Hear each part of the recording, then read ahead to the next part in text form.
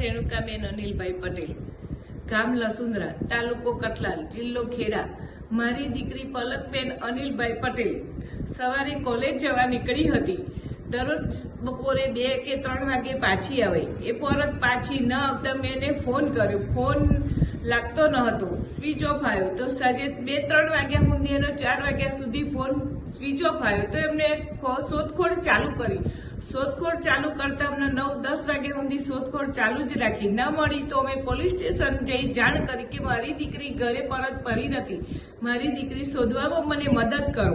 મદદ કરતા 2-4 દિવસે જાણવા મળી પોલીસમાં કે બેન તમારી દીકરીએ લગ્ન કરી લીધા છે, પણ મારી મરજી મને ખબર નથી, મારી મરજી નથી।